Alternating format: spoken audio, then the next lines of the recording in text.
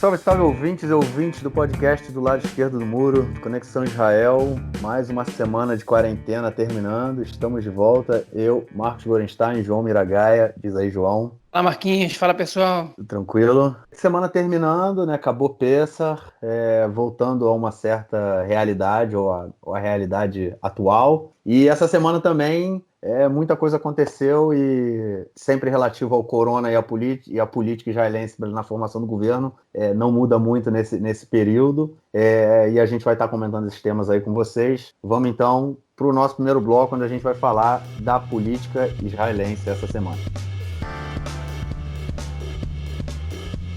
Bom, essa semana terminou o prazo que o Benny Gantz recebeu para tentar montar o governo. E qual foi o resultado? Por enquanto, a gente não tem governo em Israel e o presidente Rivlin deu o mandato agora, passou o mandato para o parlamento. Daqui a pouco a gente fala disso. O Gantz, ele fez toda nesse caminho todo dessas 3 semanas, né? Desde que ele recebeu o mandato. Ele desfez o bloco, né, o bloco de partidos que ele liderava nas eleições para fechar com Netanyahu um acordo de um governo de união nacional, se bem que eu nem sei se tem legitimidade para ser chamado dessa forma, e aceitou fazer um governo com Bibi, e o Bibi seria o primeiro a ocupar o cargo de primeiro-ministro, né, de acordo com a coalizão a rotação que eles fariam, né? E depois, assim, das equipes de negociação por várias vezes anunciarem que o acordo estava próximo, que eles iam assinar, inclusive a gente já falou disso há uns 2 ou 3 episódios, apareceram alguns problemas aí. Primeiro, não houve acordo, principalmente assim, em 2 pontos principais, que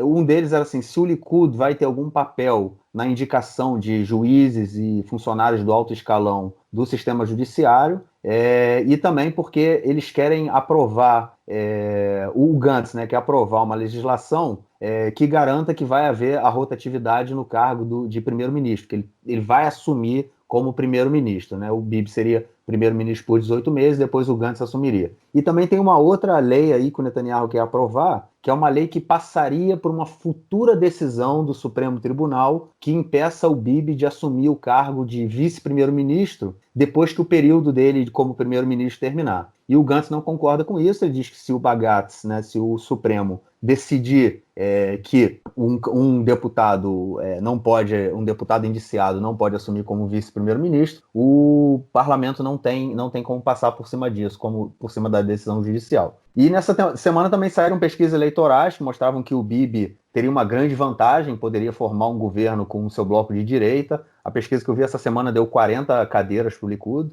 E além disso tem a deputada Orly Levy Abecassis, que, para quem não lembra, né, ela concorreu no bloco de partidos da esquerda sionista, junto com os partidos Avodah e Meretz, e logo depois das eleições ela saiu do bloco porque não queria indicar o Gantz para receber o mandato para montar o governo, que foi uma coisa assim, central na campanha desse bloco, né, do bloco da esquerda sionista. E ela informou o presidente Rivlin que não indicaria nenhum parlamentar. Mas aí, essa semana, ela resolveu indicar o Netanyahu. Ela ligou para o Rivlin e falou, eu vou indicar o Netanyahu. Ou seja, o Netanyahu agora tem 59 apoiadores e o Gantz 61, né, a diferença mínima. E se agora sim, que depois que o acordo não foi fechado, o presidente Rivlin decidiu não dar o mandato para o Netanyahu tentar montar o governo, o que tradicionalmente acontece, ele devolveu o mandato ao parlamento. Ou seja, nas próximas 3 semanas, se algum deputado conseguir 61 assinaturas de apoio, ele pode montar um governo. E a cereja do bolo é que o Gantz, né, disse que se não houver acordo, ele vai colocar em votação, e ele é o presidente do parlamento, ele vai colocar em votação leis que vão impedir deputados indiciados de concorrer a primeiro-ministro. Ou seja, se houver novas eleições, as 4ª eleições, o Netanyahu não poderia ser o líder do Likud, porque ele não poderia ser primeiro-ministro caso recebesse a indicação para tentar montar o governo. Aparentemente, na minha opinião, os 2 lados mostraram assim, as suas cartas. O Netanyahu mostrou para o Gantz que se fortaleceu politicamente nas últimas semanas e pode fazer com que ele jogue para as 4ª eleições. E o Gantz disse para o Bibi que talvez ele perca o protagonismo aí no Likud nas próximas eleições, né, cara? Porque se ele consegue aprovar essa lei que impede um deputado indiciado de ser primeiro-ministro, o Netanyahu não poderia concorrer. E aí, a pergunta do milhão, João, vai ter ou não governo? Vamos ou não para quartas eleições? Olha, eu acho que vai ter governo e que a gente não vai ter quartas eleições nos próximos 6 a 8 meses. Pelo menos, talvez um pouco mais, talvez até 1 ano e meio, né? Eu acho que esse acordo vai ser fechado. Você lembrou bem alguns pontos, né, que vale a pena a gente reforçar para eu poder também justificar a minha opinião, né?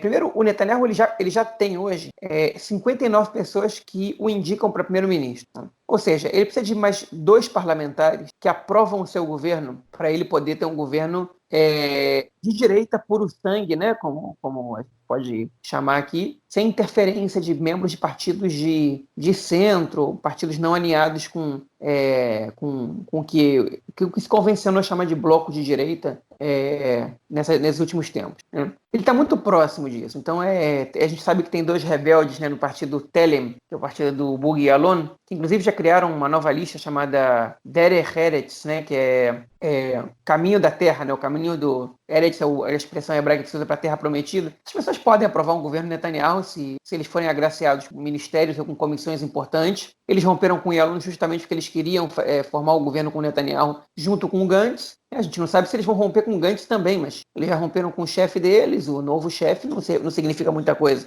Então acho que o Netanyahu está próximo de formar esse governo, mas ele ainda não tem a faca e o queijo na mão. Ele está com a faca e está muito próximo do queijo, mas o Gantz ainda está segurando esse queijo na mão. E o Netanyahu ele soube jogar, ele cozinhou o Gantz em fogo baixo até acabar o tempo dele, né? Apostando por um lado que o Rivlin, o presidente, ia dar esse mandato para ele, para o Bibi poder formar a coalizão.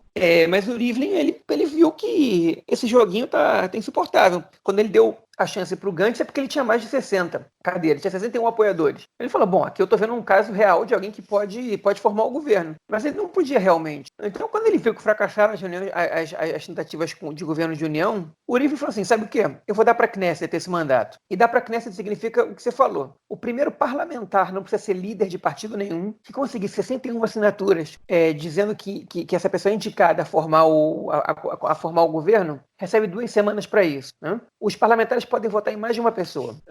Agora, a gente não vê muito no horizonte que não Netanyahu ou Gantz. Na verdade, o Gantz, eu acho que as chances dele caíram drasticamente agora. É muito difícil que ele receba uma indicação de mais de 20 pessoas, 20 deputados no momento atual, né? Então, enfim, a situação dele está muito pior. E devolver esse mandato para a Knesset, o que vai acontecer, na verdade, é que o Netanyahu e o Gantz, eles vão seguir negociando até que esse acordo dê certo. O Gantz sabe que se ele não chega no acordo com o Netanyahu, ele vai perder. Né? Então ele vai acabar cedendo no final das contas. Alguma coisa que o Netanyahu quer. Ele tem a outra possibilidade, que é justamente legislar contra o Netanyahu para depois convocar eleições e que o Netanyahu não seja eleito. Eu duvido que o Gantz faça isso. Ele sequer ameaçou nenhuma vez de fazer isso. Esse é um pedido que parte da oposição está fazendo. Eu já comentei na semana passada no podcast que eu acho isso um erro estratégico, moral, é um erro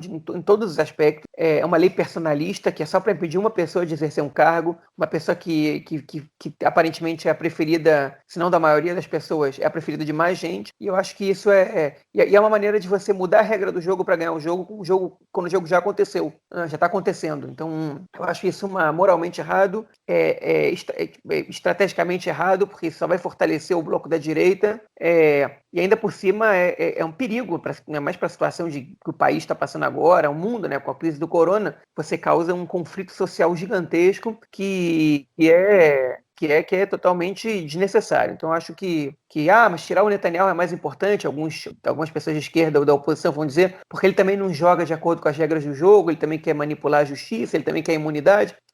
Pode ser. O Netanyahu muitas vezes também ele tenta mudar as regras do jogo com o jogo acontecendo. Mas, enfim, ele tem que ser alvo de críticas quando essas coisas acontecem também. Então, eu acho que você não, um erro não justifica o outro, né? E você não pode mudar as regras do jogo com ele acontecendo. As coisas têm que ser feitas de maneira honesta, né? Então, enfim, eu acho que o Gantz ele não deu nenhum sinal de que ele vai chantagear o Netanyahu com essa legislação, porque ele sequer cogitou fazer isso. Ao contrário, ele se elegeu presidente da Knesset justamente para evitar que isso fosse feito e para fazer um acordo com Netanyahu. Ele foi mais ou menos traído, né? Pelo menos segundo a sua própria narrativa. O Likud tem outra narrativa e agora ele vai ter que ceder alguma coisa. E a vantagem do Netanyahu é justamente esse controle maior no judiciário, né, que basicamente significa, né, a grandes raspas que eles estão discutindo é se na comissão de nomeação de juízes se vai ter um membro da oposição ou não, né, que historicamente, tradicionalmente tem, né? Entre as 10 pessoas que nomeiam juízes, ou 8, não me lembro agora quantos, um deles é um membro da oposição, que da última vez era um membro do Israel Nossa Casa, que era de oposição, mas a linha de pensamento do partido é muito, muito parecida com a do governo em relação a questão, enfim, de nomeação de juízes, né? Então o Gantz está batendo na tecla que ele quer um membro da oposição e o Likud questiona isso, né? Questiona essa presença desse membro da oposição nessa comissão. Enfim, isso é o que dizem que é o que está em jogo. Talvez tenha algumas outras coisas mais em jogo aí, mas enfim, eu acho que no final das contas eles vão se acertar, vai ter governo de união, o Gantz vai abrir mão de alguma coisa, né? Eles anunciaram várias vezes que eles estão muito próximos do acordo, mas esse acordo não sai. Ele vai sair, daqui a pouquinho eu acho que ele vai sair. Duvido que a gente vá para quartas eleições nesse momento. Eu tendo a concordar com você, eu acho que o acordo sai justamente pelos motivos que você colocou, levar o país a quartas eleições daqui a 90 dias é muito preocupante, a gente está passando por um momento bem delicado, nós e o mundo, e eles vão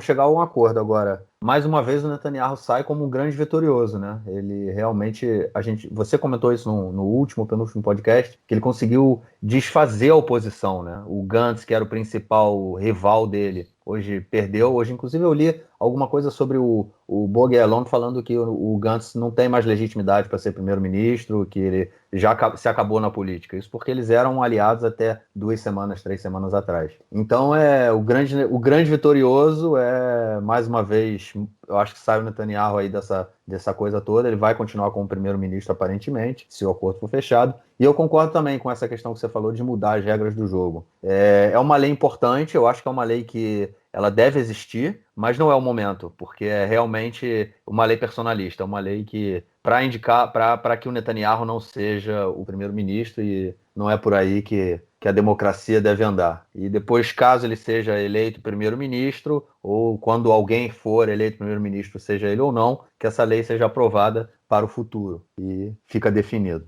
Mas é isso. Mais alguma coisa a acrescentar ou ficamos? Eu acho que a gente pode ficar por aqui.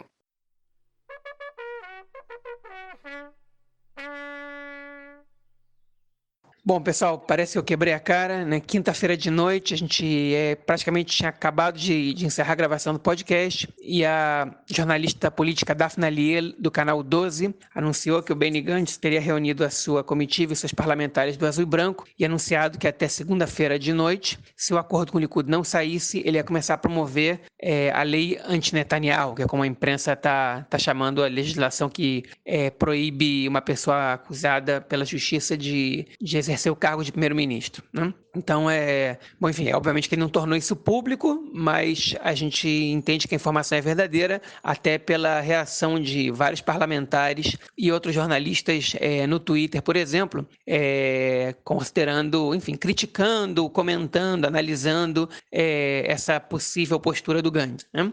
Então, enfim, ele jogou com a última carta que ele tinha na manga, uma ameaça clara ao Netanyahu, que ou você cumpre o que a gente está pedindo, está exigindo, ou a gente volta atrás e eu faço o que você não queria que a gente fizesse. Enfim, vamos ver o que vai acontecer agora. Mas, enfim, o que aconteceu hoje de manhã é que também saiu uma informação do jornal Haaretz de que o Netanyahu ele teria dito a interlocutores e em conversas fechadas que, caso ele fosse impedido de concorrer nas eleições ou por uma legislação aprovada pela Knesset ou pela Suprema Corte, que está analisando há um tempo já a questão de uma pessoa poder exercer o cargo do primeiro-ministro sendo indiciado pela justiça, né? Caso essa decisão o impeça de concorrer, ou que a Knesset legisle o impedindo de concorrer, ou que a Suprema Corte o impeça de concorrer por uma decisão judicial, ele diz que multidões irão às ruas para protestar, que seria incontrolável, e de que haverá chamados para boicotar as eleições, né? Essas são as frases que supostamente Netanyahu teria dito em conversas fechadas. Ele também teria culpado o ex-juiz Aaron Barak, que já não é mais juiz há 15 anos e que é o pai, na verdade, do direito constitucional israelense, né? Ele foi o que fez a reforma jurídica que instituiu as 12 leis básicas do país, né? Que são as leis com status constitucional, porque, para quem não sabe, Israel não tem Constituição. Ele acusa o Aaron Barak, né, de ser um ativista jurídico, né, e de estar atuando por trás da Suprema Corte até hoje, convencendo os juízes a tomarem decisões anti-Netanyahu. Enfim, essas são as novidades de quinta de noite e sexta-feira de manhã sobre a questão política de Israel. Então vamos lá para o nosso segundo bloco, onde a gente vai estar falando do corona em Israel. Bom, começando aqui com um panorama. Antes de mais nada, esse bloco a gente vai fazer de forma diferente, como a gente costumava fazer, de dividir em alguns assuntos, porque sobre o corona surgiu muita coisa essa semana e a gente vai estar dividindo por temas. Começando então, né, com um panorama, os números atualizados há 10 minutos atrás, que a gente viu, a gente está gravando aqui na quinta-feira, são 10h30 da noite aqui em Israel, são 12.758 pessoas identificadas como portadoras do vírus, 142 pessoas morreram até agora e tem 137 em respiradores. E só lembrando, Israel tem pouco mais de 1.800 respiradores, 1.888, se eu não me engano. Não vou dizer preciso porque eu não tenho certeza, mas eu acho que é por aí. Números de quinta-feira às 10h26 da noite, bom Isso. Aqui do horário de Israel. Eu tinha algum site que eu acompanhava, eu não lembro qual site agora, que ele dava o número de respiradores que tinha no alto, ele dava o número de pessoas que estão usando respiradores e o número de respiradores total. Enfim, e tem também até agora uma taxa de 26,25% de desempregados no país. No início de março, só para título de curiosidade e comparação, no início de março a taxa de desemprego era de 3,6%. A gente passou aí a segunda festa de Pêssar, né, do final de Pêssar, a Mimuna, que é uma festa tradicional dos judeus marroquinos para quebrar a Páscoa, né, e voltar a comer fermento. Todo mundo passou essa festa, né, fechado em casa. Como no início do Pêssar houve um toque de recolher entre as 4 horas da tarde de terça-feira e 7 da manhã de quarta-feira, para que ninguém pudesse sair de casa, a não ser que você seja filho do primeiro-ministro, do presidente, enfim, tem algumas exceções, né? Mas, enfim, a população, de uma forma geral, não podia sair de casa. O cidadão comum, né? Entre 4 da tarde de terça e 7 da manhã de quarta, e ficou também proibida a viagem intermunicipal. Jerusalém e Bnei Brak até agora continuam também na frente, vamos dizer assim, com cidades como o maior número de portadores. Jerusalém tem 2.418 pessoas e Bnei Brak 2.150, e elas juntas têm mais de 1/3 dos casos, né, de pessoas infectadas. E lembrando aí que a gente também falou no último episódio da crise, né, que estava em Bnei Brak, que ela foi sitiada durante um período. Também há diversos bairros em Jerusalém de população ultra-ortodoxa que também estão fechados, né, por serem grandes focos de corona. Uma notícia também de última hora que eu vi ainda agora na televisão antes da gente gravar é que o toque de recolher em Bnei Brak foi suspenso, ou seja, as pessoas vão poder sair na rua, elas estavam proibidas de sair na rua e agora elas vão poder sair na rua, comprar, e, enfim, obviamente seguindo as recomendações de não aglomerar, de manter a distância, máscara, que a gente é obrigado a sair de máscara na rua. E, enfim, quase um mês depois, né, de terem anunciado aí que chegariam a 10.000 testes por dia, o Ministério da Saúde, no domingo e na segunda-feira, conseguiram chegar e até passar esse número de 10.000 testes. Eu não consegui ver dados sobre o resto da semana. E só uma informação rápida sobre a Cisjordânia e Gaza, que, de acordo com o governo palestino, há 282 pessoas identificadas com corona na Cisjordânia, sendo que 52 delas se recuperaram. E em Gaza, de acordo com o Hamas, tem 13 pessoas que testaram positivo e 8 delas já se recuperaram. E agora a gente começa a falar de sair da quarentena, né? No próximo domingo, usando aí a expressão que vem sendo utilizada, né? De forma lenta e responsável, mas isso a gente vai falar mais para frente, porque apesar da situação aqui em Israel ser muito melhor do que grande parte do mundo, também há questões e crises muito graves aí em toda essa realidade aí do corona. E aí, passando já para a primeira notícia, vamos falar sobre os Batei Avot, né, que são os asilos de idosos aqui em Israel. A gente também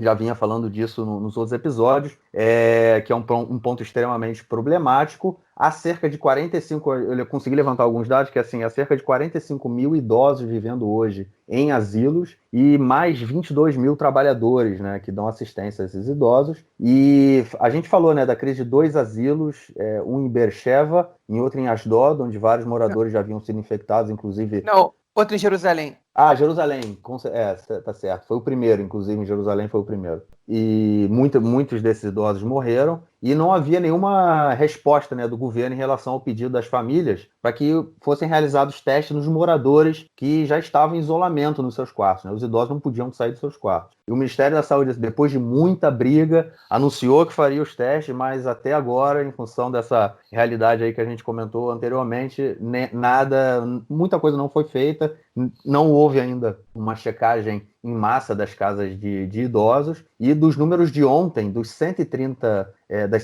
pessoas que tinham morrido até ontem, 41 delas viviam em casas de idosos, pouco menos de um terço. É um número bem preocupante aí, bem triste. E eu li uma entrevista nessa semana com o prefeito de Ramat Gan, hoje de manhã, na verdade, que ele deu essa entrevista. Foram realizados em Ramat Gan, nos asilos da cidade, cerca de 3 mil testes. Ele ainda não recebeu as respostas de todos os 3 mil, ele recebeu resposta de 31. Não é um número expressivo, né, que dá cerca de 1% dos testes. Só que desses 31, 13 foram positivos, 42%. E a preocupação dele é que esse resultado se mantenha, essa tendência se mantenha para o resto dos testes.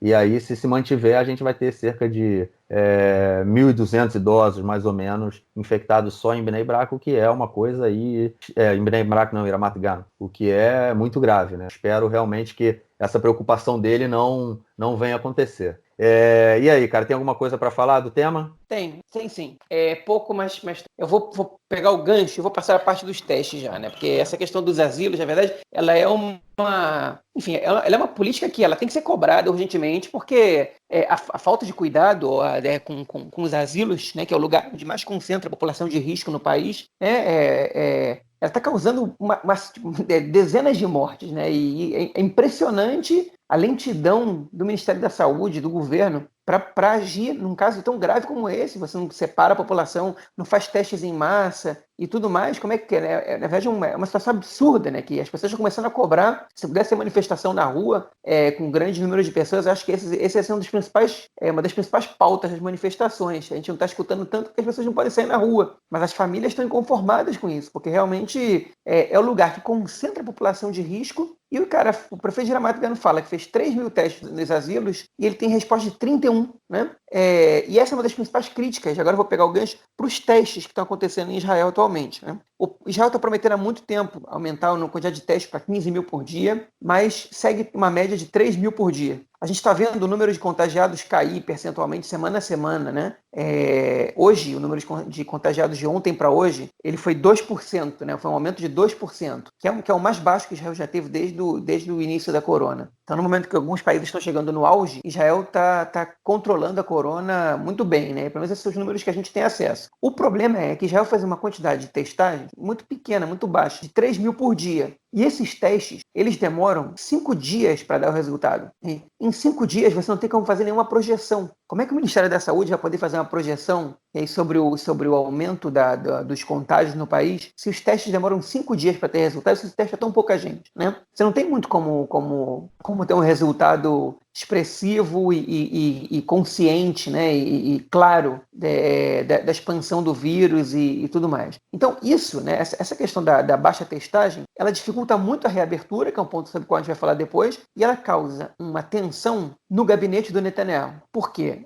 Hoje as testagens elas estão na mão do Ministério da Saúde. O Ministério da Saúde cuida dos testes. Só que existe um pedido do Ministério da Defesa, né, que é coordenado pelo Naftali Bennett, do partido Yamina, né, para que o Exército de Israel, as Forças Armadas, sejam a organização responsável por realizar as testagens no país. Ele diz, olha, o Tzahal, né, as Forças de Defesa de Israel, tem estrutura, tem um corpo, tem um corpo ativo, um pessoal muito grande, muita gente que pode trabalhar nisso. A gente tem uma estrutura de transportes muito grande, a gente está concentrado em todas as regiões do país e a gente pode fazer testagens em massa por um preço muito mais baixo do que a média, porque os soldados eles não custam nem mais nem menos para fazer um trabalho X, Y ou Z, e a gente pode dar conta disso, fora que a gente tem um corpo médico de enfermeiros e de paramédicos que pode dar conta do serviço, né? E o Netanyahu até hoje nega ao Bennett essa tarefa, ele diz, não, essa é a tarefa do Ministério da Saúde, eu não vou dar isso para você. Né? Algumas pessoas acusam o Netanyahu, né, indiretamente, ou na verdade, acusam o Netanyahu ou em off, ou jornalistas escrevem sobre isso, né? Eu li uma coluna essa semana falando justamente sobre isso, no jornal Haaretz, que o Netanyahu não dá essa tarefa para o Tzahal, porque ele não quer dar prestígio para o Naftali Bennett. E apesar de ser do mesmo campo ideológico que ele, é um rival político. Na verdade, justamente por ser do mesmo campo ideológico que ele, o Bennett é um rival político, né? Ele não quer que o Bennett tenha mérito, caso ele consiga um sucesso maior do que o Ministério da Saúde, né? Enfim, é uma acusação forte, porque ele acusa basicamente o primeiro-ministro de se preocupar mais com o seu prestígio político do que com a saúde da população. É importante dizer que até agora o Netanyahu ele foi bastante estrito em relação à política de quarentena, mesmo que isso prejudicasse a economia e que não fosse uma política popular, né? A maioria da população israelense concorda com as medidas de reclusão, mas caso se confirme que realmente ele não quer dar isso para o Bennett, uma coisa que a gente nunca vai saber, na verdade, não quer dar para o exército essa tarefa, justamente por temer a ascensão do Bennett, é realmente uma falha grave, né? É um erro muito grave, porque realmente a gente sabe que as forças de defesa de Israel têm condições de executar esse trabalho, embora a gente não saiba se eles estão preparados, se eles precisam receber treinamento para isso, e se realmente o Ministério da Saúde tem menos condições do que o Exército, do que as Forças Armadas de Israel têm para isso. Mas essa é a primeira crítica em relação à quantidade de testes que a gente pode ver, né, em relação a isso. Outra questão que eu acho importante a gente comentar, ainda que um parênteses mais que qualquer outra coisa, é que o Netanyahu encomendou essa semana 2.400.000 cápsulas de cloroquina e hidroxicloroquina, que o pessoal do Brasil já é um remédio muito conhecido já, né? Não precisa nem explicar o que é a cloroquina e hidroxicloroquina, porque todo mundo acho que já sabe, remédio usado basicamente para combater a malária, que está em fase de teste para que a gente saiba se ele é eficiente para combater o coronavírus ou não, né? Não é uma medida preventiva, é uma medida curativa. A Organização Mundial da Saúde considera a cloroquina uma opção a ser testada, mas cujos resultados preliminares mostram alguma efetividade, embora não tenham pesquisas científicas que corroborem essa informação. A OMS ela não elimina essa possibilidade, e o Ministério da Saúde recomenda que os médicos deem cloroquina para pacientes que estão internados em estado não grave. Em estado grave, eles não se recomenda cloroquina. Enfim, Netanyahu não esperou uma pesquisa completa sobre a cloroquina. As primeiras estão começando a sair agora, embora com uma quantidade muito pequena de amostras, né, examinando um público muito restrito, mas a maioria delas não mostra que a cloroquina tem um efeito melhor do que alguns antivirais. Na verdade, algumas mostram que a cloroquina ela não tem efeito quase nenhum. Outra vez eu digo, a gente não tem ainda pesquisas com grandes contingentes de infectados. Para a gente ter uma ideia, essas são só pesquisas preliminares. Mas enfim, Israel entrou na onda de tentar tratar com cloroquina também. Essa é a minha informação. Ou seja, parece que o Netanyahu está abandonando a política de testes que ele tinha prometido há mais de um mês, que ia ser a solução, né, de Israel para poder controlar a expansão do vírus, para uma medida curativa, que é encaminhando, que é comprando cápsulas de uma medicação curativa sem efeito comprovado ainda, né? E isso, na minha opinião, não sou nenhum especialista na área de saúde, mas como acho que todo mundo no mundo inteiro tem lido bastante sobre isso, é uma medida muito perigosa, porque você abandonar o plano de prevenção controlado, né? Sabendo que esse é um vírus altamente contagioso e que tende a se expandir muito, trocando por um remédio que não tem eficácia comprovada, colocar o sistema de saúde numa situação bastante complicada. Eu só queria fazer uns comentários sobre essa crise, né, do Ministério da Defesa com o Ministério da Saúde, que você falou, e sobre toda a questão política, né? Que é bem interessante essa disputa, né, entre o Bennett e o Netanyahu, e ele não quer dar o cargo ao Bennett para que ele não tenha sucesso. Mas, enfim, há um caos na testagem do coronavírus que, apesar, né, de haver um aumento do número em alguns dias aí nessa semana dos testes, o que a gente tem é que muitos resultados estão se perdendo, tem resultados que estão sendo entregues para pessoas erradas, tem resultados sendo entregues também com um resultado errado.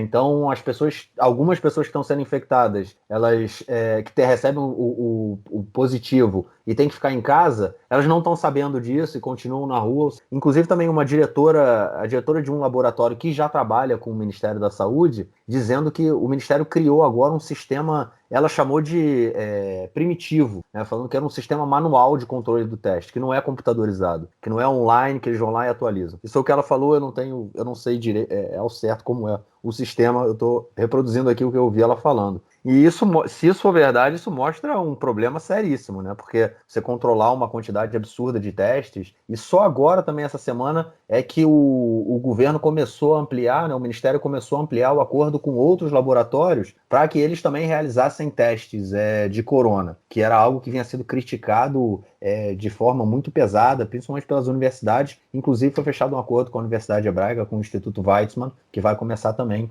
a fazer a testagem do corona. E sobre a questão do Ministério da Defesa, eu li uma reportagem falando que de oficiais, né, do Ministério da Defesa, dizendo que, na opinião deles, o Exército não está pronto para atuar nessa situação. Que o Exército ele sabe atuar em questões militares, mesmo que tratando com uma população civil, porém um tratamento militar. E não seria o caso, né? Se o Exército fosse o responsável por fazer os testes e tudo mais. E que o Picud Aoref, que é o Home Front, eu nunca sei como traduzir isso em português, na verdade. O batalhão do Exército que cuida de Israel, no caso, né? Em situação de guerra, eles informam e orientam a população o que deve fazer, são os que distribuem máscaras de gás, enfim. Ele falou que o Picud Aoref, né, que é esse batalhão, eles não estão preparados para lidar com esse tipo de crise, né, que não tem material suficiente, não tem o equipamento e também os profissionais eles não sabem como agir, né? Precisa de um treinamento e não tem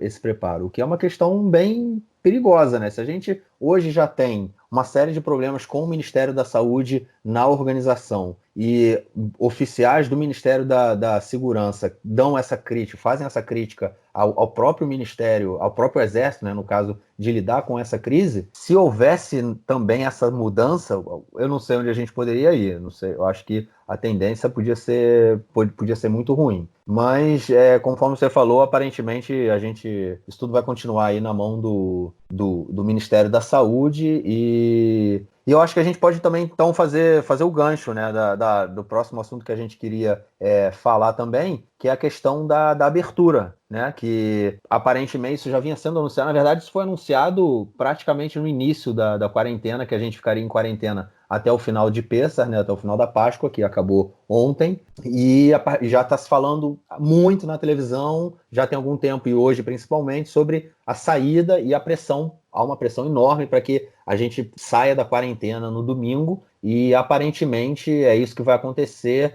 e o governo vai levantar algumas restrições para permitir que parte das pessoas voltem ao trabalho. Tem muita informação sobre isso, muita coisa vem sendo discutida.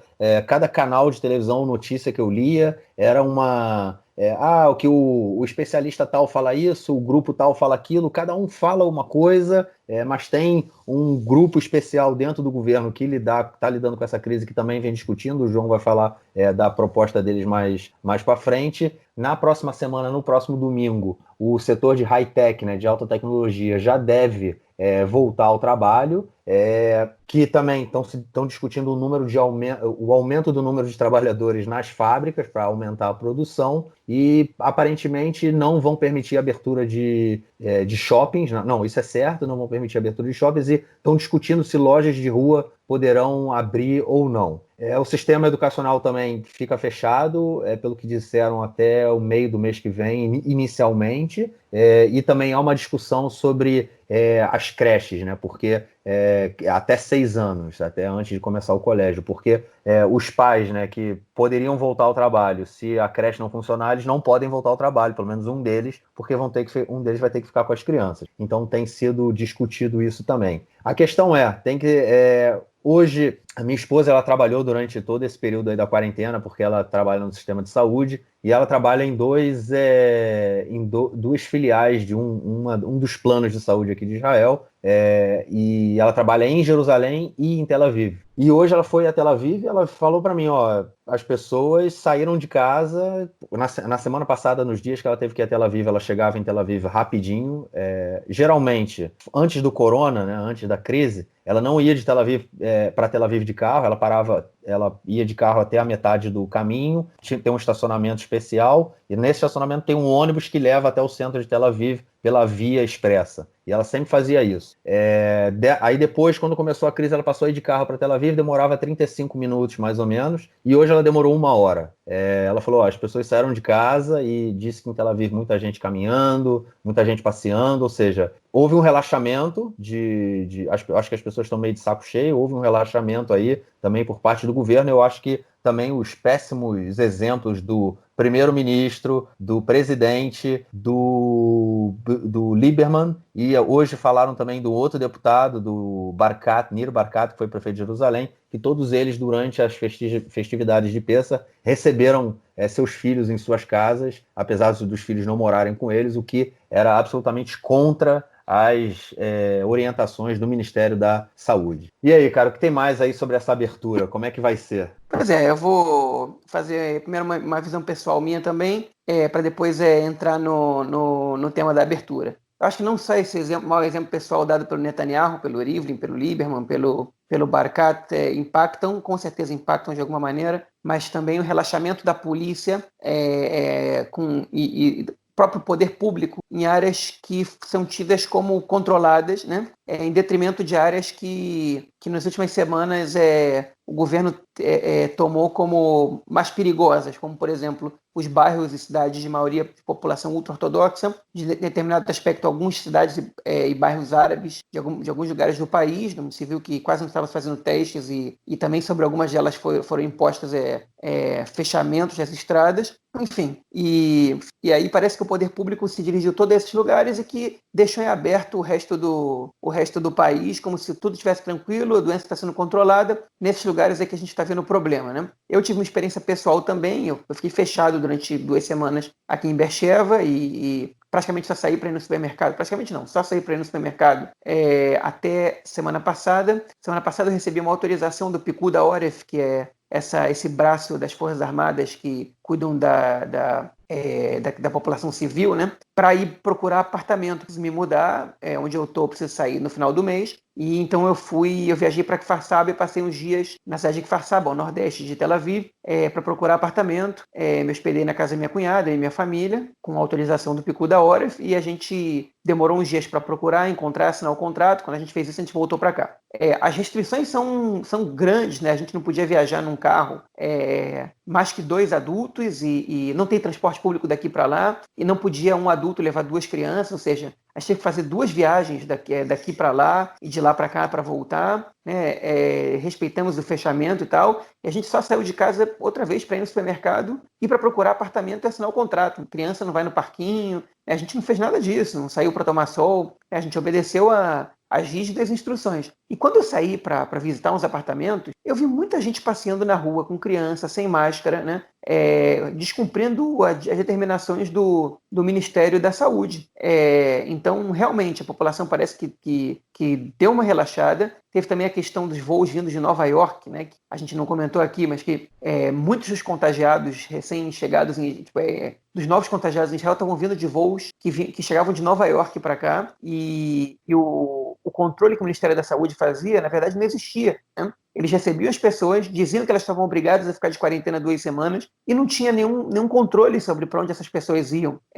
Então, aparentemente, algumas dessas pessoas não estavam cumprindo as regras de quarentena, e isso também se tornou perigoso, né? E, enfim, houve um relaxamento com certeza do poder público. E isso dificultou a abertura do país, porque Israel, na verdade, é um país que tomou uma atitude muito cedo para não ter disseminação do vírus, relaxou muito cedo extraoficialmente, né? E agora o governo está tendo que pensar de que maneira ele vai fazer essa abertura, já que não se faz testes o suficiente e que o governo não esteve atento a algumas questões que são de fundamental importância. Se você não tem um controle muito grande sobre a população, você precisa fazer testes. Se você não faz testes, você precisa ter um controle muito grande sobre a população. Então não adianta a gente ter 3, 4 exemplos de países da Europa que estão reabrindo, né? Que estão diminuindo o número que estão reabrindo, para que você achar que Israel possa reabrir também. E quem se encarregou de fazer o projeto que o governo está analisando, hoje à noite eles devem estar agora sentados analisando o gabinete de saúde do Netanyahu, e vai demorar alguns dias para eles analisarem, decidirem que posição vão tomar. Foi feita pelo Malal, né, que é o Mata Lebitarfon Leumi, que é o Conselho de Segurança Nacional, que é um órgão, na verdade, eu não sei nem a que ministério eles estão ligados, mas eles atuaram, na verdade, com independência total. Eles elaboraram um plano em 4 etapas, né, como você adiantou. No primeiro deles, o mercado seria reaberto para funcionários da alta tecnologia, do high-tech, para o mercado financeiro, para a indústria de produção de tecnologia, chama aqui Tassiach Hamá, né? Para a produção de aparelhos e para importação e exportação.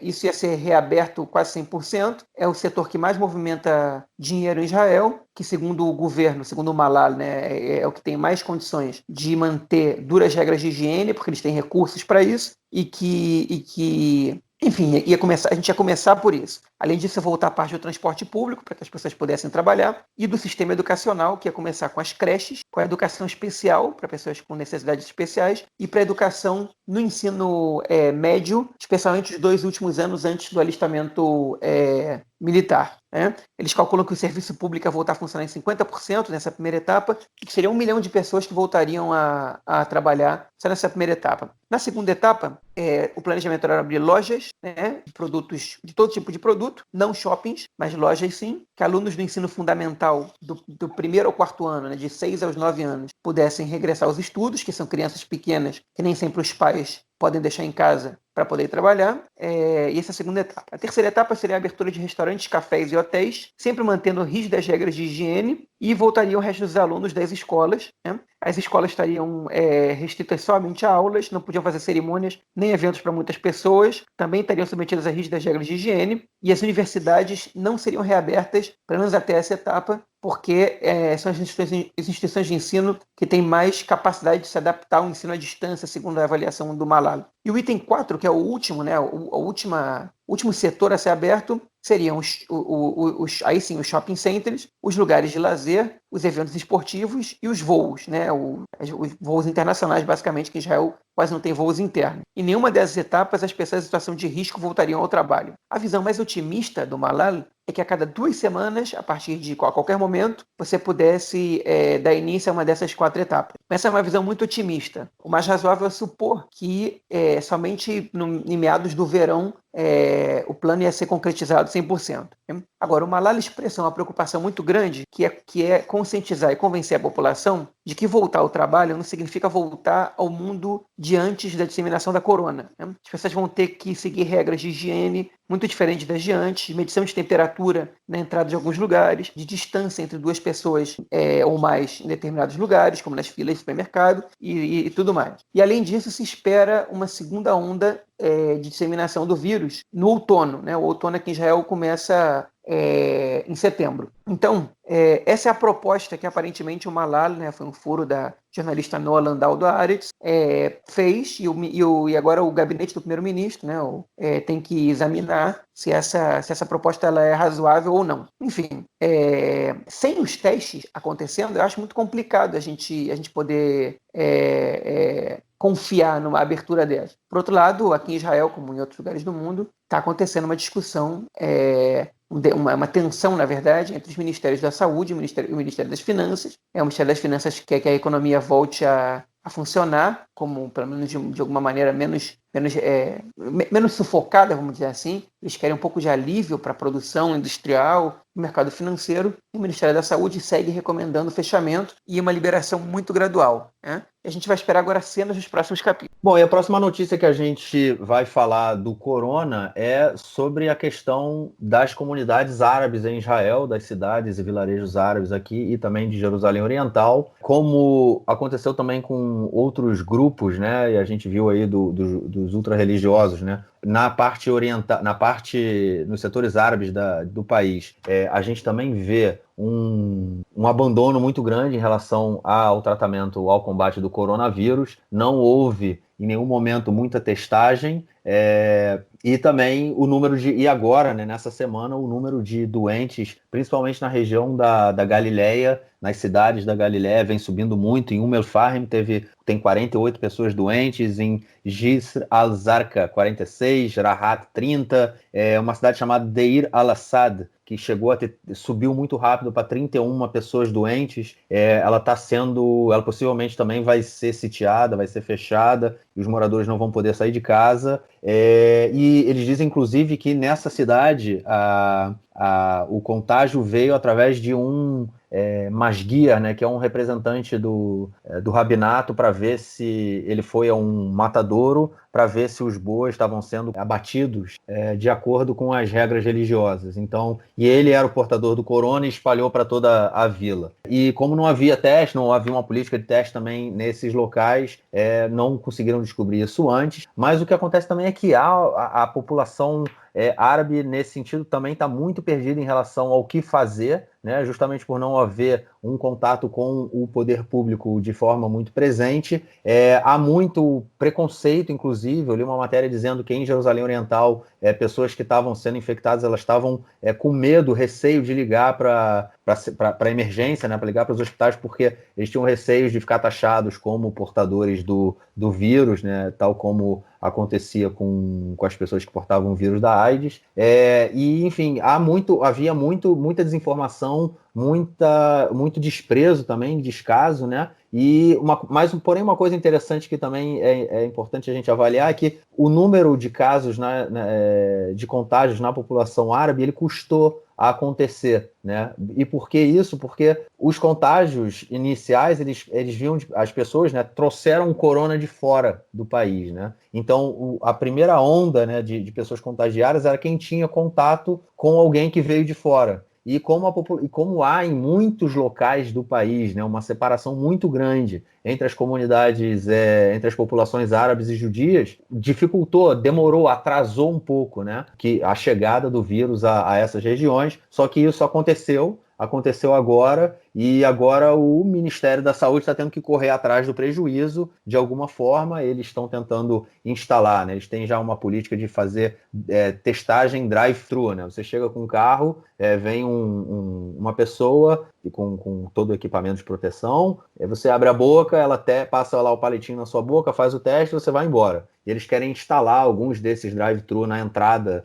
de algumas vilas, e isso também aconteceu em Jerusalém Oriental, né? Porque em Jerusalém Oriental há um medo muito grande também, porque é uma população que vive todos os bairros de Jerusalém Oriental são bairros muito populosos, e a população vive em uma situação muito precarizada, a grande maioria da população, e há um receio muito grande, né, caso o corona chegue nessa região, até porque a presença do poder público também é muito, muito, muito restrita, né, para quase não dizer nula. Então, há esse perigo. Porém, havia num bairro de Silwan, que é o bairro mais populoso de Jerusalém Oriental, que fica nos pés do Monte Scopus, né, que é um dos campos da Universidade Hebraica de Jerusalém, tinha sido montado um centro de testagem que foi fechado pela polícia israelense essa semana. Explica melhor para a gente aí, João, por que fecharam o centro de testagem? Olha, é o seguinte, tá? A gente tem que dar uma breve introdução sobre a questão de Jerusalém. Jerusalém é uma cidade até que ela foi dividida, né, na Guerra de 49. Israel conquistou a parte ocidental da cidade, a parte oriental, incluindo a Cidade Velha. Ela foi ocupada e posteriormente anexada pela Jordânia, embora a comunidade internacional não tenha reconhecido essa anexação. Em 67, Israel conquistou o resto de Jerusalém, como toda a Cisjordânia, e em 1980 ou 81, não me lembro exatamente a data, Israel declarou que a Jerusalém Oriental estava anexada ao território israelense, né? O mesmo que fez com as colinas do Golã, mas que não fez, por exemplo, com a faixa de Gaza e outros territórios da Cisjordânia até hoje, né? quando você anexa esse território, você precisa dar cidadania aos habitantes desse lugar. A grande maioria dos habitantes de Jerusalém Oriental, que nesse momento eram nessa totalidade árabes, né, eles não aceitaram a cidadania israelense para não reconhecer que Jerusalém Oriental era parte do Estado de Israel. A comunidade internacional não reconheceu essa anexação, tanto que a grande maioria dos países até hoje não tem sua embaixada em Jerusalém, né? Os Estados Unidos recentemente passou a embaixada para Jerusalém, mas são 3 ou 4 países no mundo inteiro que têm embaixadas em Jerusalém, mas Israel considera Jerusalém parte do seu território. Só que os habitantes árabes de Jerusalém Oriental que não receberam cidadania, eles receberam o status de residentes, né? Eles são residentes fixos na cidade de Jerusalém Oriental, na cidade de Jerusalém, mas eles não têm direitos iguais aos meus, aos do Marcos, que são os cidadãos israelenses, como qualquer outro, né? Como os outros árabes israelenses, inclusive, por exemplo, de Akko, de Umm al-Fahem, ou de outros lugares do país. Então, eles não podem votar nas eleições, eles não têm acesso eles não podem ter passaporte israelense, e alguns serviços, né, que existem só para israelenses não existem para eles, e outros serviços, inclusive municipais, eles são feitos em parceria entre o governo de Israel e a autoridade palestina, né? Para quem não sabe, o governo de Israel tem muitas parcerias, principalmente no âmbito civil, com a autoridade palestina, inclusive na parte de segurança. A autoridade palestina auxilia Israel, às vezes, a capturar terroristas e tudo mais. Mas, enfim, então, por exemplo, quem já foi a Jerusalém e viu que em algumas partes da cidade circula um ônibusinho menor que o normal, branco, né, com um letreiro em árabe, esse é o ônibus da autoridade palestina, que faz transporte público urbano em Jerusalém Oriental. Ele pode circular porque ele é feito porque ele tem. Existe um acordo entre o governo de Israel e a autoridade palestina de que esse transporte público é o transporte público que passa pelos bairros árabes de Jerusalém Oriental. Hoje em dia já existem bairros judaicos em Jerusalém Oriental, que é uma questão super polêmica em relação ao conflito, né? A comunidade internacional considera que isso são assentamentos em território ocupado, porque não reconhece a anexação. Israel diz que isso não é assentamento, não é território ocupado, porque Israel anexou Jerusalém. Enfim, a discussão ela é grande, mas esses ônibus da autoridade palestina, eles não circulam, por exemplo, em bairros judaicos, né? O que circula em bairros judaicos são os ônibus comuns de Israel, da empresa Egged, que é pública, que circula no resto do país inteiro e no resto de Jerusalém. Alguns serviços, como, por exemplo, os Correios, né? O VLT, né? O trem leve, o veículo leve sobre trilhos, né? Eles, era Kevet Kalá, que fala em hebraico, eles passam, na verdade, eles estão presentes tanto em Jerusalém Ocidental como em Jerusalém Oriental. Em geral, quem fornece esse serviço é o governo de Israel, como os planos de saúde e tudo mais. Os palestinos de Jerusalém Oriental, os árabes de Jerusalém Oriental, que se consideram palestinos, nem sempre recebem de bom grado esses serviços. Muitas vezes eles destroem os trilhos do trem, né? Principalmente em situações de conflito, para mostrar que eles não querem os serviços israelenses aqui, eles incendeiam, às vezes, uma outra agência de correio e tudo mais, mas parcialmente alguns serviços continuam acontecendo lá sem nenhum problema. Okay? E os serviços médicos de Jerusalém Oriental, eles seguem esse mesmo padrão. Eles acontecem em comum acordo entre o governo de Israel e a autoridade palestina. O que aconteceu na terça-feira foi o seguinte: o governo israelense, né, o poder público em Israel, descobriu que no bairro de Siloam, que é um bairro que é metade um bairro árabe, metade um campo de refugiados, né, pelo qual passa o muro, a cerca de separação que foi construída no início dos anos 2000, ele estava funcionando nesse bairro uma enfermaria que, entre outras coisas, tratava de doentes com sintomas de corona e realizava testes. E a polícia chegou lá de noite, depois que já estava fechando essa enfermaria, prendeu 4 pessoas e fechou esse lugar. Né? Qual foi o argumento da polícia? É que esse estabelecimento estava aberto pela autoridade palestina, sem o conhecimento e o consentimento do governo israelense, do Ministério da Saúde e do governo israelense, e, portanto, ele não poderia estar aberto ali atendendo essa população. Os policiais ali foram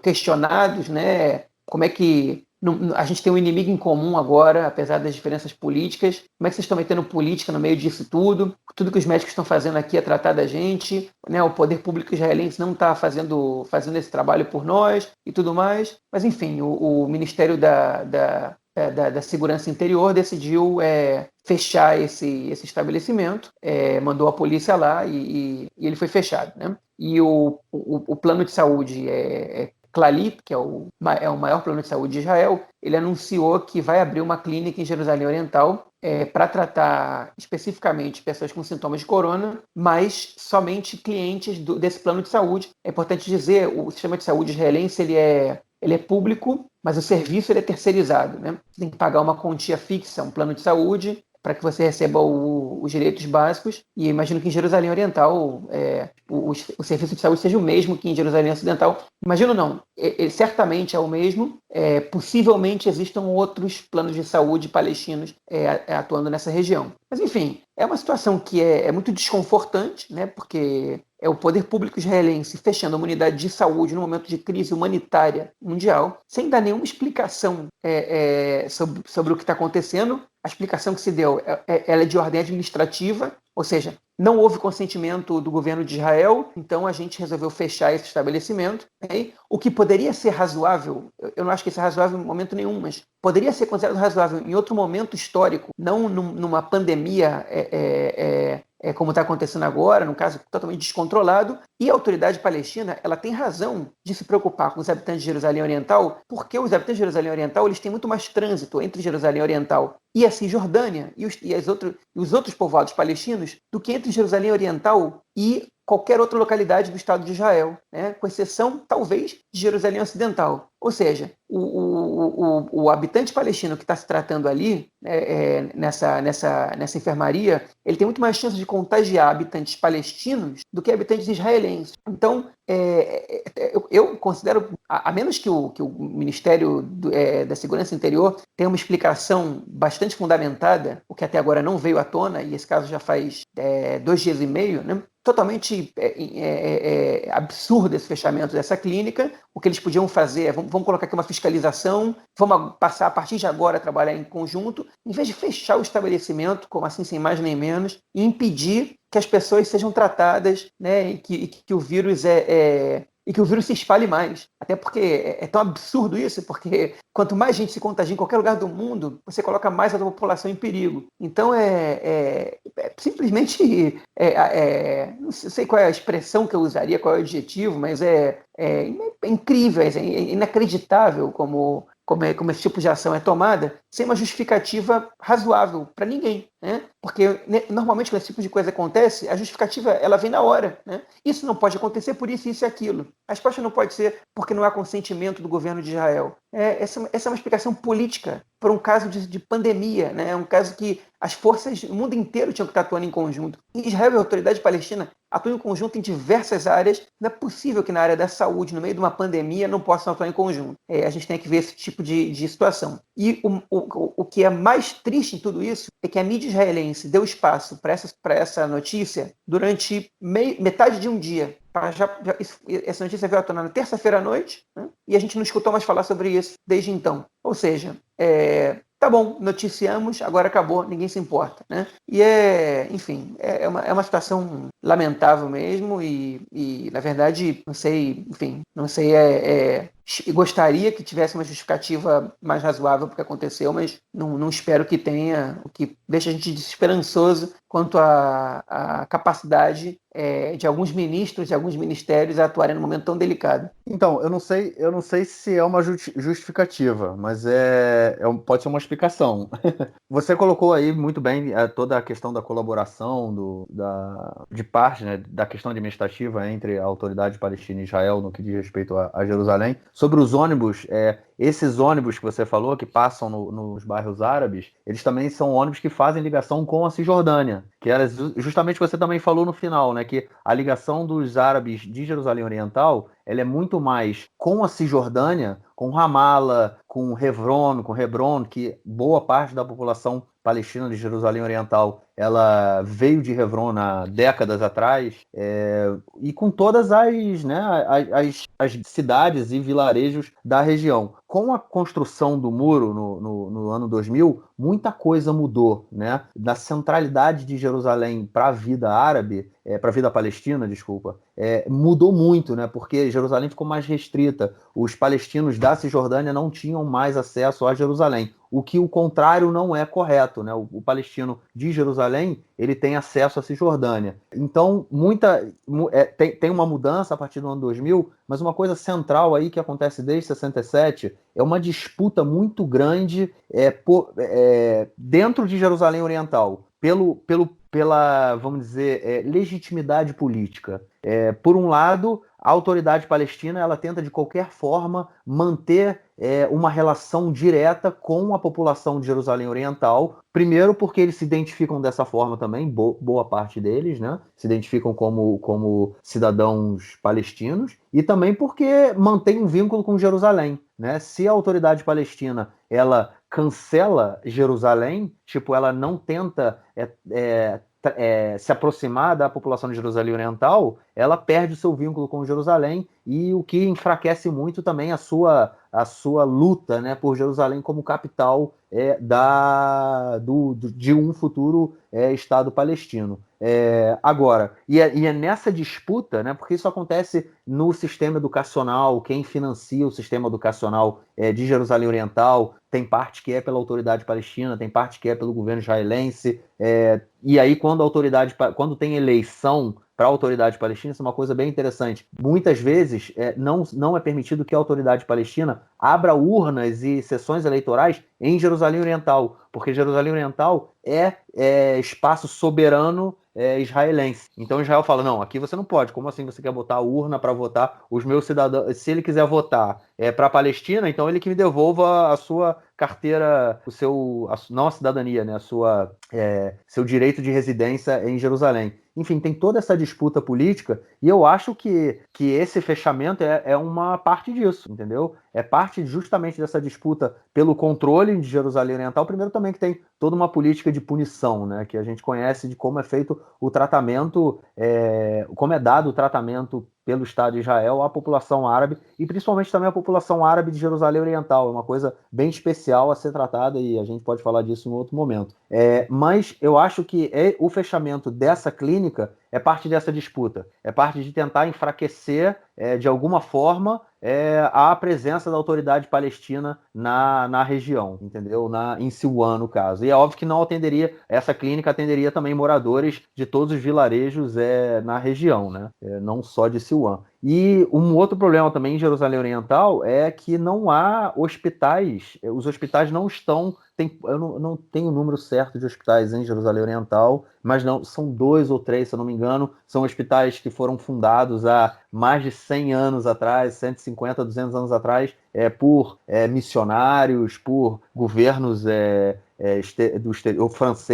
o governo francês construiu um hospital aqui há muito tempo em Jerusalém Oriental, e esses hospitais obviamente não têm capacidade para pegar toda a demanda caso o corona estoure na cidade, né, na parte oriental da cidade. Então acho que é fruto disso, é fruto dessa disputa política por Jerusalém, se é uma ou duas Jerusalém, né, ou quantas Jerusalém são, e nessa narrativa de que Jerusalém é unificada e uma só. Essa, eu não sei se é uma justificativa, mas eu acho que é uma explicação para a gente tentar entender o que acontece. Eu não sei se é essa justificativa que eles dariam, mas eu acho que passa muito por essa disputa aí. Pois é, com certeza, concordo com você. É isso. Bom, você tem alguma coisa a acrescentar ou a gente passa para o bloco? Ah, não, antes da gente passar para o bloco, amanhã eu já vou adiantar. A gente vem com como chama? Última hora, né? Um breaking news, porque conforme o João falou no comentário dele que o pessoal o governo, né? O governo está sentado agora discutindo qual é a estratégia de saída do corona. Eles disseram que até amanhã isso vai ser divulgado, então durante a edição aí a gente acrescenta quais vão ser os passos, possivelmente a partir de domingo, e bota aí como um bloquinho extra de poucos minutinhos para vocês.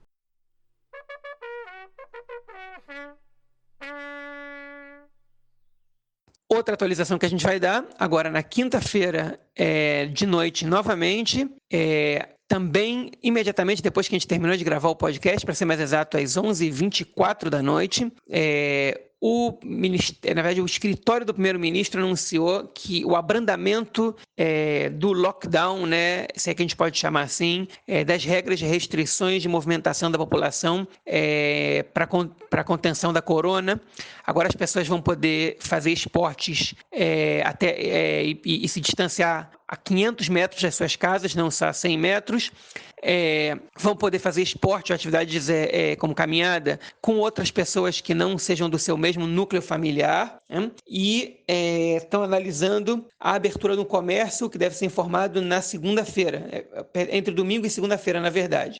Ou seja, mais serviços podem começar a funcionar em Israel a partir de domingo ou segunda que vem. Não existe novidade sobre a abertura das instituições de ensino, embora o provável é que, por enquanto, elas não sejam abertas. E a gente vai saber em breve que mudanças a gente vai ter durante essa semana. Então agora a gente vai para o nosso próximo bloco, onde a gente vai ouvir o comentário do nosso camarada Nelsinho Burri. Diz aí, Nelsinho, o que manda? Meu caro Gorenstein, amigos do Conexão Israel, do lado esquerdo do muro, mandar uma saudação também ao João, que está celebrando a quarentena na sua casa nova com a sua família. Gostaria de receber amigos para uma reunião social, mas isso ficará apenas pelo computador.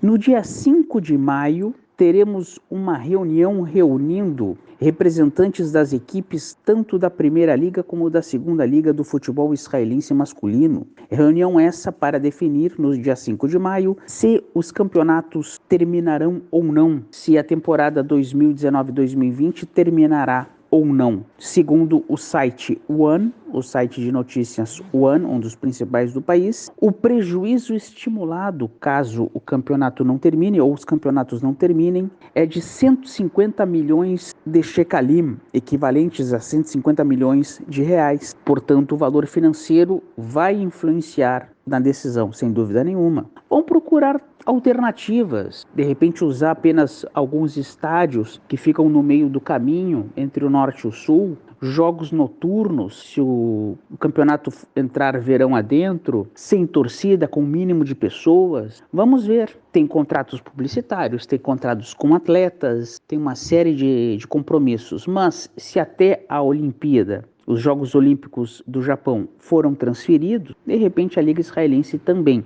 Vamos aguardar. Este drama, esta polêmica, este dilema está ocorrendo em todos os países do mundo. Em Israel, no Brasil e em vários locais. Até a próxima semana e um grande abraço. Valeu, Nelsitos. Muito obrigado por esse comentário falando do futebol israelense que não está acontecendo, mas tem a sua história.